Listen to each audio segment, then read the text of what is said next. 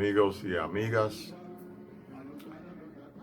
Con motivo de celebrarse el pasado 19 de diciembre, el día de la batalla del Matún, que lo tratamos el 18 y posteriormente el lunes 21, hoy lunes 28, no 27 como habíamos dicho, vamos a explicar las consecuencias de esa batalla del Matún.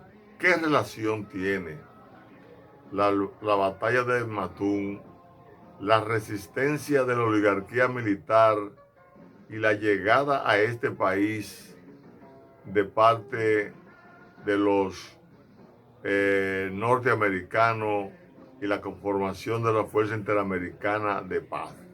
¿Qué pasó ahí? ¿Qué relación tiene eso con lo que está ocurriendo en la República Dominicana hoy mismo? Que es el caso de la corrupción.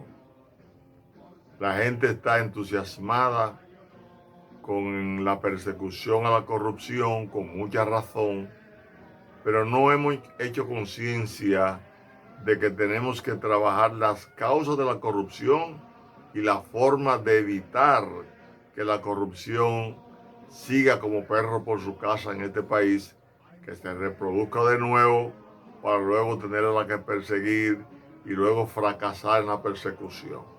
Ahora pueda que no se fracase, pero el problema es que el sistema, la estructura de Estado que tenemos propicia, permite el surgimiento de la corrupción por razones casi lógica natural. Ustedes saben que la corrupción es uno de los grandes males de la humanidad de siempre y que eso lo plantea la misma Biblia, que en Génesis 10, 11, 12, 13 plantea que viendo Jehová que la tierra estaba llena de corrupción y violencia, se arrepintió de haber creado al hombre. Llena de corrupción y violencia. En Génesis capítulo 6 versículos 10, 11, 12, 13 lo plantea. Y ahí es que ordena a Moisés hacer el arca para mandar el diluvio universal. Ha sido una preocupación bíblica, social, política y económica de toda la vida el problema de la corrupción. Entonces hay que buscar las causas que generan la corrupción. ¿Por qué razón los políticos son corruptos? ¿Por qué han creado toda una estructura que propicia la corrupción? ¿Qué tiene que ver la Revolución de Abril y esa batalla del Matún? ¿Qué tienen que ver con la corrupción de hoy? Vamos a explicarla. La dictadura de Trujillo le demostró a los militares la capacidad, y a los políticos también, la capacidad que tienen los que manejan el poder de apropiarse de los bienes públicos, de esos recursos que paga el pueblo en impuestos, que forman el presupuesto, y qué ventaja tienen los que dominan el poder si lo monopolizan. Trujillo lo monopolizó desde que era secretario de la Fuerza Armada en el gobierno de Horacio Vázquez. Él, todas las compras que hacía el ejército, las Fuerzas Armadas, había que darle un 10%. Y además de eso, todas las ropas militares había que lavarla y plancharla. Y él puso ahí a una querida de él a manejar eso, que también se enriqueció. Cuando él llega en el 1930 al poder, después del golpe de Estado a Horacio Vázquez, el 23 de febrero de 1930, ya es un general que además de ser secretario de la Fuerza Armada había acumulado mucho dinero. A partir de ahí comenzó a monopolizar todos los negocios con los cuales el gobierno que él dirigía o dirigía a otro en nombre de él, todos los gastos, las compras que podía hacer las Fuerzas Armadas, se las hacían a compañía de él. Por ejemplo, los zapatos lo fabricaba la FADOC, Fábrica de Calzado Dominicano. la ropa, la textil, las minas, la leche, la industria lechera, el salchichón, salami, como le decimos hoy, en la fábrica en Salchichón Cami. El arroz, él lo cultivaba, pero también fabricaban los sacos en que se envolvían. Los préstamos, el banco María Martínez, que era un banco que le prestaba a los empleados públicos, él prohibió la usura, pero los empleados públicos le prestaban y le contaban por nómina. Era un dinero que retornaba seguro. Y así Trujillo monopolizó muchísimas cosas, muchísimos renglones de producción. Se hizo millonario. Se plantea que en el 1947 ya, cuando se funda el Banco Central y cuando se paga la deuda externa, ya Trujillo tenía acumulado más de 100 millones de dólares en 17 años. Realmente Trujillo fue un espejo para los militares y los políticos de cómo se podía adueñar del poder quien lo manejaba, si era astuto. Pero bueno, él cayó ajusticiado el 30 de mayo de 1961 y la oligarquía que le sustituyó pensó continuar en el poder y lo quisieron hacer, pero Balaguer fue muy astuto, se quedó en el poder, funda el Consejo de Estado y el Consejo de Estado, el mismo Balaguer luego le dio un golpe de Estado, hubo un contragolpe, los militares intervinieron, pero Balaguer en el último contragolpe que le dieron tuvo que darle paso a ese grupo que dio el contragolpe al Consejo de Estado, quien propició las elecciones del 20 de diciembre de 1962. Ahí se creía que iba a salir un representante de la oligarquía como nuevo presidente. Se pensó en Viriato Fiallo.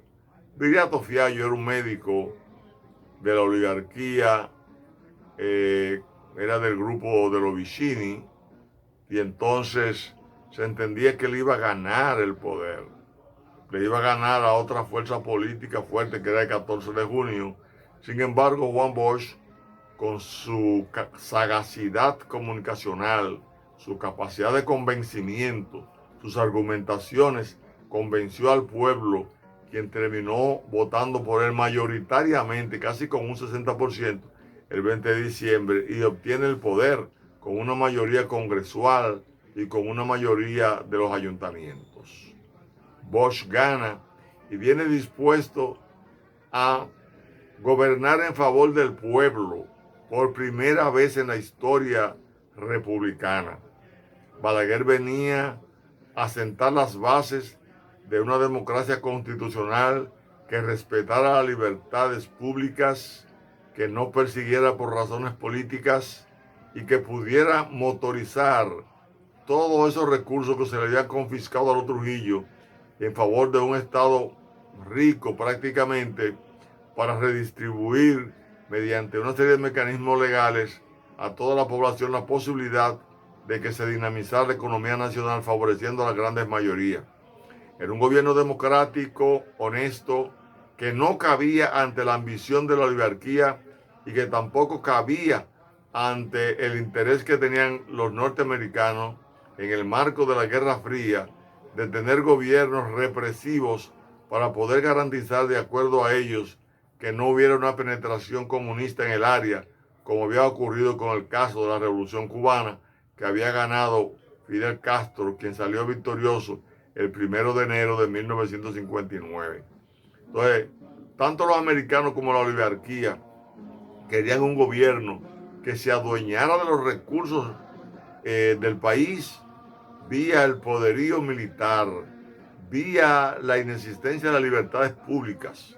Entonces, cuando Bosch le abre las puertas al país con un gobierno democrático que en menos de 7 meses pagó más del 80% de la deuda externa que a Trujillo le había costado 17 años, cuando se vio que Bosch estaba luchando por la independencia económica del país como forma de conservar las libertades políticas y su neutralidad internacional para no ser tan dependiente de los Estados Unidos, quien se había adueñado de la economía nacional desde la Convención del 1907, la Convención Dominico-Americana. Casi más de medio siglo de dominación con el interregno, con el tiempo que no pudo en el gobierno de Trujillo, los norteamericanos querían recuperar el poder en su área de influencia geopolítica, que era el Caribe, desde la República Dominicana. Sin embargo, Bosch quería otra cosa, por eso lo derrocan.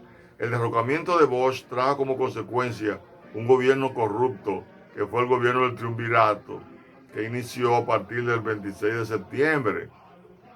Ese gobierno del triunvirato propició la corrupción de tal manera que se abrieron las cantinas militares para darle oportunidad de que los altos jefes militares se enriquecieran también, como lo hacía Trujillo. Solo que Trujillo era uno, con un poquito de gente que estaban a su alrededor, mientras los jefes militares eran muchos.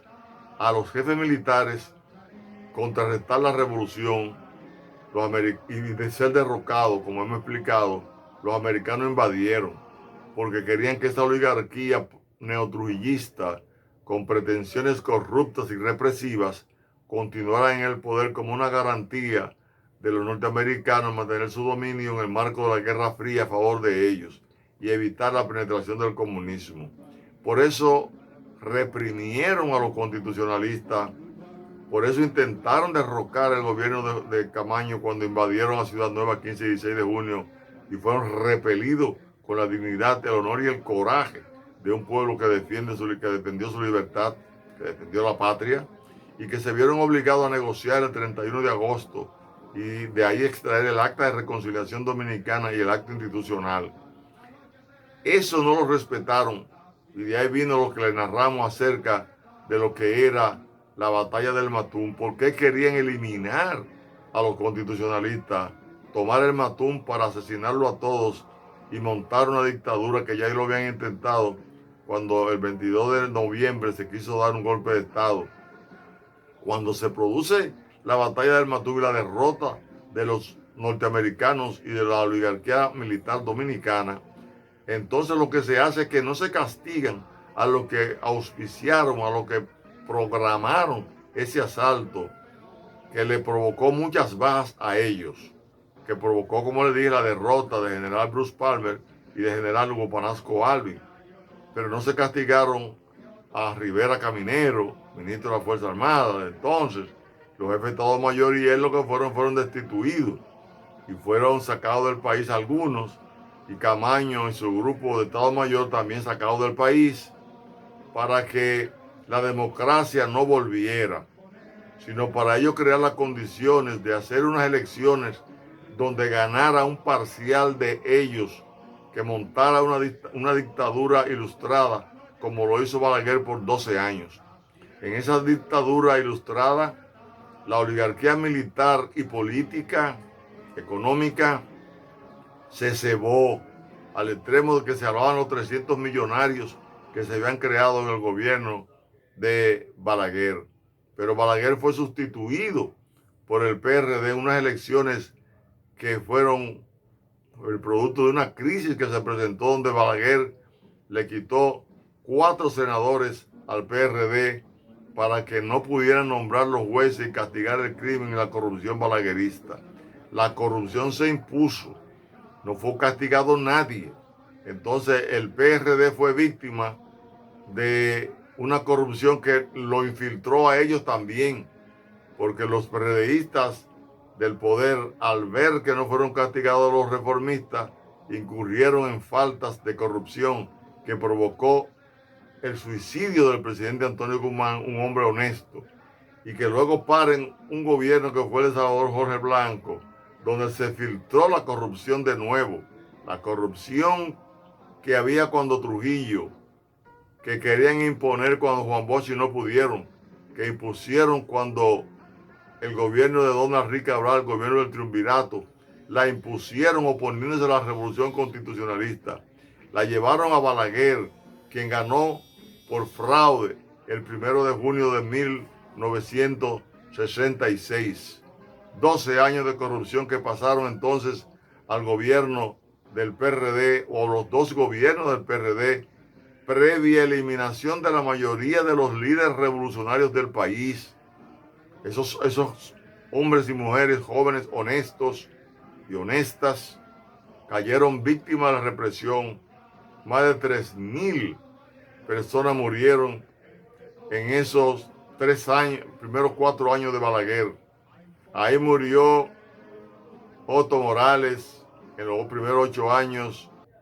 Amín Abel murió el 12 de enero. Un grupo de jóvenes que formaban el grupo Los Palmeros, dirigido por Amaury Aristi Germán.